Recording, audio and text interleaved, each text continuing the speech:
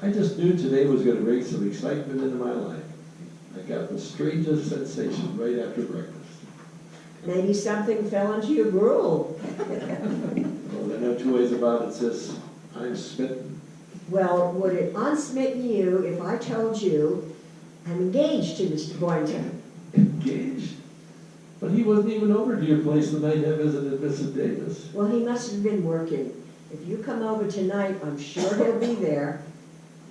Well, seeing is believing. I'll drop by, Miss Brooks, but I still say when it comes to your bringing me messages from Mrs. Davis, speak for yourself, John Olin. There's no use talking.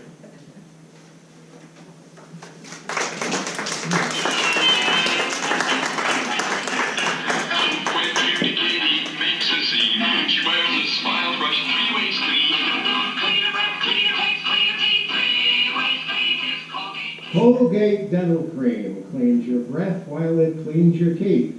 The Colgate Way is the most accepted method of oral hygiene known today. Brushing your teeth after eating with Colgate Dental Cream helps stop more tooth decay for more people than ever before. Research on tooth decay provided conclusive proof that Colgate stopped tooth decay best. So always follow the Colgate Way to clean your breath when you clean your teeth and stop tooth decay.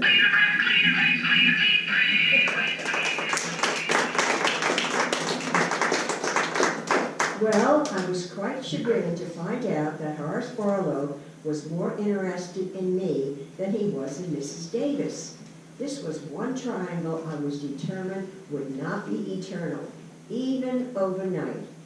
Therefore, at lunchtime, I headed for Mr. Boynton's table in the cafeteria, but just as I got halfway to it, Mr. Conklin, I'm terribly sorry, sir.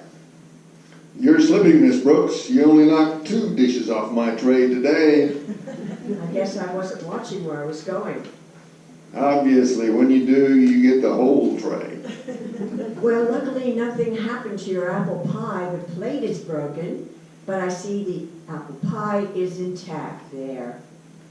Thank you. Even more luckily, nothing seems to have gotten on my clothes. No, sir, I've never seen you look so neat. White carnation and all. I spoke too soon. That's vanilla ice cream. This never would have happened, sir, but I'm terribly preoccupied today. This must be preoccupied day at Madison High. I've had nothing but trouble with our new school custodian for the same reason. You mean Mr. Barlow? Yes, he forgets about the furnace. He forgets to fix the pipes. The old goat acts as if he were in love. Well, maybe he is in love. But who could a 70-year-old codger be in love with? He happens to be 54. Yes, and Jack Benny is 39. Horace Barlow in love? At his age, he probably can't tell the difference between a woman and a kangaroo. Probably not. Well, if you'll excuse me, I'll be hopping off to lunch. No doubt I'll run into you later in the day, Mr. Conklin. It's with that thought in mind that I carry every possible form of accident and hospitalization insurance. Good day, Miss Brooks. Good day, Mr. Conklin. He's got a lot of nerve. Just because a person's lived a few more years than some other person. I don't like to interrupt, Miss Brooks, but if you keep talking to yourself, you'll make an eavesdropper out of me. I'm sorry, Walter. I've had a little shock this morning. You see, I spoke to Horace Barlow a short time ago about making a date with Mrs. Davis. What'd he say? He said he's not interested in Mrs. Davis. He's smitten with somebody else. Somebody else? But he can't do that to Mrs. Davis. She's a very sensitive little lady, and she's nuts about him. She'll be terribly hurt. And that's what I'm afraid of. He doesn't know when he's well off. I'd like to see the hunk of old crow bait he's falling for. Now, just a minute, Walter. It so happens that Mr. Barlow thinks he's in love with me. With you? But that's illegal. That's unthinkable. Oh, it's just unusual. Actually, Walter, I'm extremely worried about the situation. Mrs. Davis and I have been friends for too long to let a thing like this come between us. Well, why don't you just tell Barlow to go peddle his papers? Well, I did, practically. I even told him I was engaged to Mr. Boynton. And that's what I'm worried about. They're both coming over this evening, and I've got to prove it. Well, what's so tough about that? I'm sure Mr. Boynton will cooperate. You are? Sure, for one night.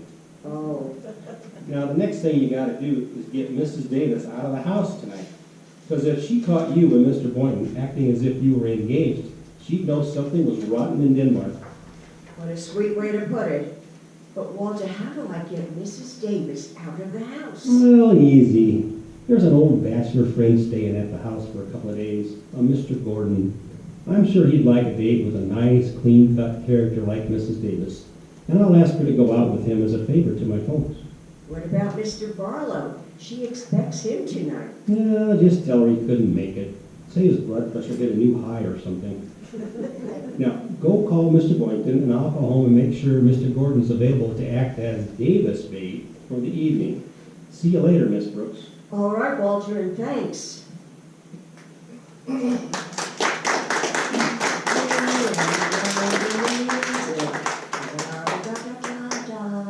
Oh, Mr. Boynton, I've got to talk to you right away.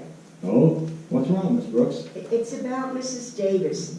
You know she's got a crush on the school custodian, Mr. Barlow. But unfortunately, he's head over heels in love with somebody else. Please, Miss Brooks, don't make me laugh while I'm drinking coffee. Mr. Barlow's an old man. What kind of shriveled up prune could he fall for? Why does it have to be a prune? Mr. Barlow, for all you know, could be crazy about a nice, young, firm, fuzzy peach. Besides, he's only 48. Why, he's 70 at least, and not what you'd call in prime condition.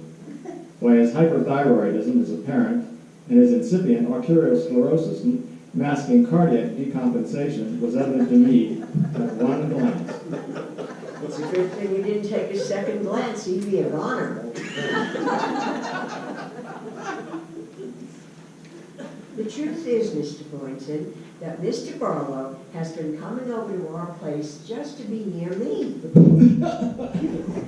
If I had known you were going to get so excited, I'd worn my raincoat. Here's a napkin. I'm sorry, Miss Brooks, but I couldn't help exploding. You mean to tell me Mr. Barlow is in love with you? That's right, we hypothyroids have to stick together. Look, Mr. Boynton, I know it's an absurd situation, but my real only concern is Mrs. Davis. I've got to discourage Mr. Barlow once and for all, and you've got to help me. Me? What can I do? Well, he's coming over to our place tonight, and I invited him on behalf of Mrs. Davis. That's when he told me how he felt about me, and that's when I told him something utterly fantastic, What did you tell him? that you and I were engaged to be married. Engaged to be married? Be married? Well, Miss Brooks, that's utterly fantastic. I'm glad I said it first. Don't you see, Mr. Boynton, this is very important to someone who's very important to me. Mrs. Davis is just about the best friend I've got. Well, if that's the case, Miss Brooks, I guess the least I can do is cooperate. Would you really, Mr. Boynton? Sure, for one night. Oh.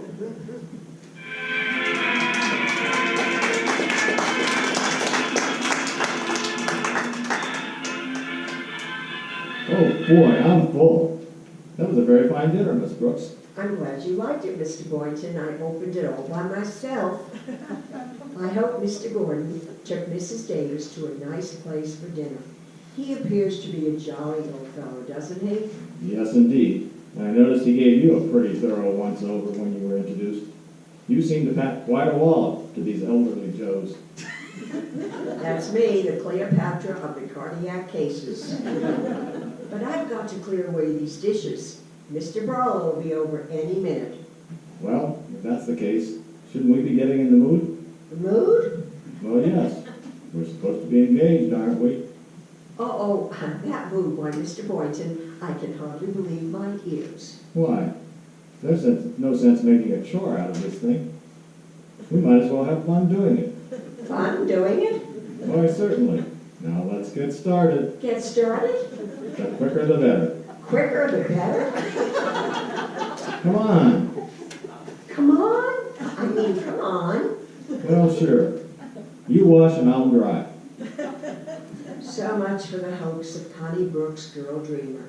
Look, Mr. Boynton, working in the kitchen is the way married people get into the mood. Engaged couples do their work in the parlor with soft lights. Okay. We'll take a big basin of water and do the dishes in the parlor. Sometimes I wish you were ugly. Come on, Mr. Boynton, I'll attend to the dishes later. Let's sit down in the living room, huh? All right, Miss Brooks. It isn't too healthy to commence working too soon after eating.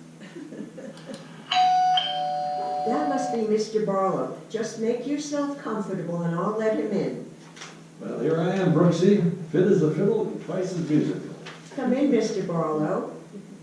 I fixed a little dinner this evening for my fiancé. We've just finished eating it. Follow me, won't you? Your fiance?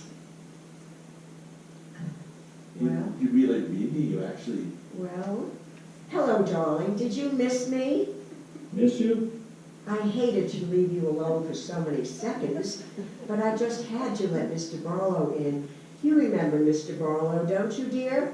Oh, of course. How are you, Mr. Barlow? Happy as a cookie and twice as full of ginger. But let's get to the point. Miss Brooks here told me that you two are engaged. Is that true? Well, yes it is.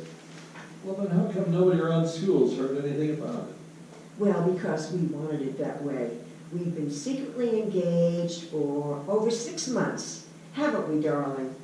We certainly have, Miss Brooks. Miss Brooks?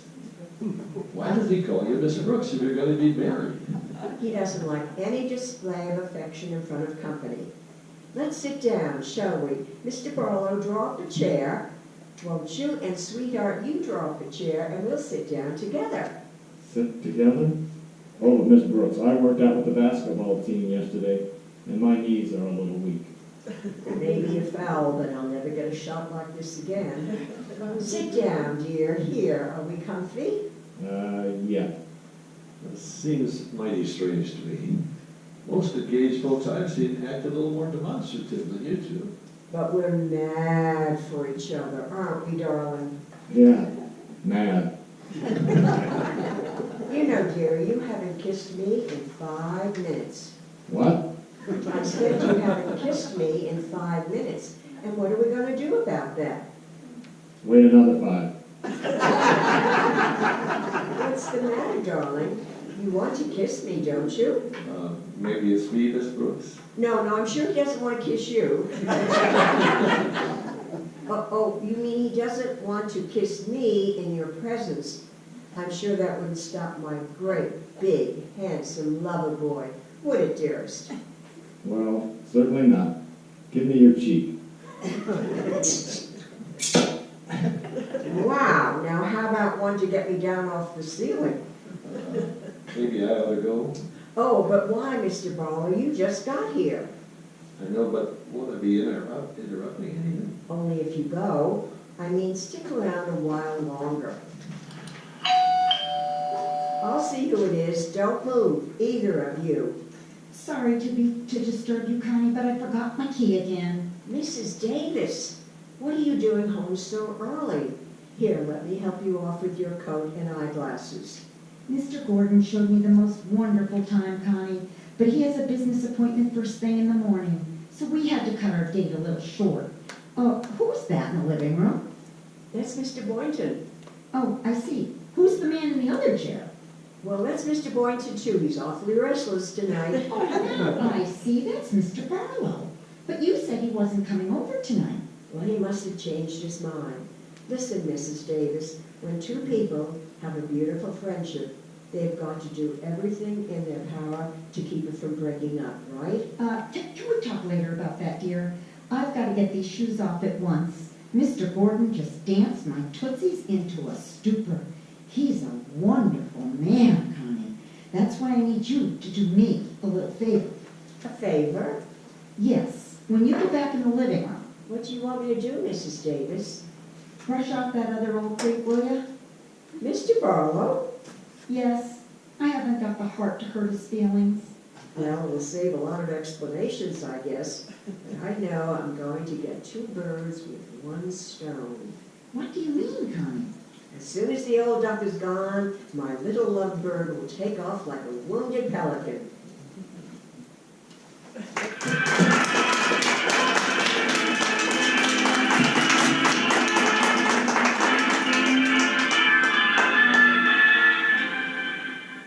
Protect your floors by polishing them regularly with Johnson's Genuine Wax. A coat of wax acts as a shield against dirt and wear. It's easy to apply and can be renewed as often as necessary. The result is greater beauty for your entire home and less work for you. Johnson's Wax protects and beautifies your furniture and woodwork. Johnson's Wax is now available as a paste, liquid, and cream. And once again, here is our Miss Brooks. Well, I told Mr. Barlow that Mrs. Davis had returned home with a bad headache, and he left the house after threatening to call her up very soon.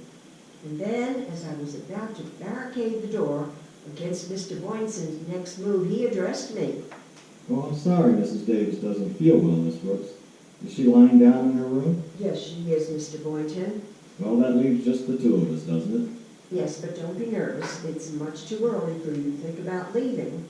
Well, I'm not thinking of leaving. You and I still have plenty of unfinished business to attend to. Unfinished business? Well, certainly. You and I? That's right. After all, somebody's got to do those dinner dishes. Why don't you wash and I'll dry? Better still, you wash and dry. I've got another engagement. Another engagement? Sure, if I hurry, I can catch Mr. Barlow before he gets on the bus.